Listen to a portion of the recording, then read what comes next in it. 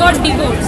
আমার এইচএসসির মাঝখানে আমার ডিভোর্সটা হয়, তো আমি এক্সাম দিতে পারবো আমি আসলে একটু চিন্তা করিনি। অনুভূতি আসলে ফলাফলটা আশানুরূপ হয়নি, বাট আমি যেই সিচুয়েশনে আসলে এক্সামটা দিয়েছি সেই অনুযায়ী আসলে ফলাফলটা আলহামদুলিল্লাহ ভালো হয়েছে। আমি একটা জিনিস মেনশন করি, আমার যখন এক্সামটা হয় এইচএসসি, আমার এক্সামের মাঝখানে অ্যাকচুয়ালি আই গট ডিভোর্স।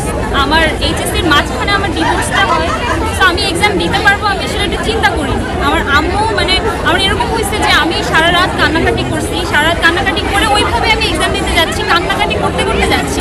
আমার আম্মু আমাকে শুধু পাশ থেকে বলতেছে, আম্মু তুমি জাস্ট হলে বসো, তুমি এক্সামটা দাও, তুমি পাস করো ফেল করো এটা ম্যাটার না, তুমি এক্সামটা দাও, তুমি স্ট্রং থাকো।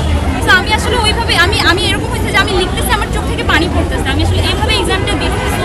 আমি যেই মাপের স্টুডেন্ট ছিলাম এসএসসি জেএসসি পিএসসি সব আসলে জিপিএ 5 আলহামদুলিল্লাহ, স্কলারশিপও আছে, বাট ওই অনুযায়ী আসলে রেজাল্ট হয়নি। বাট ওই যে আমার সিচুয়েশন যদি আমি দেখি কীভাবে আমি এক্সামটা দিয়েছি, ওই হিসাব করে আলহামদুলিল্লাহ আল্লাহ যেটা করছে আমি হ্যাপি। আমার অনুভূতি কী বলবো আসলে, সব মিলিয়ে আর কি। আসলে ওইভাবে সংসার করা হয়ে ওঠেনি, যেহেতু আমার বয়স কম আর আমারও আসলে বিয়ের ওইভাবে ইচ্ছা ছিল না, যেহেতু আমি ক্যারিয়ার ফোকাস আর যেহেতু আমি গ্রাম থেকে উঠে আসিনি। আমার বাবা একজন পুলিশ অফিসার, তো আমার ফ্যামিলিরও ইচ্ছা ছিল না, আমারও ইচ্ছা ছিল না।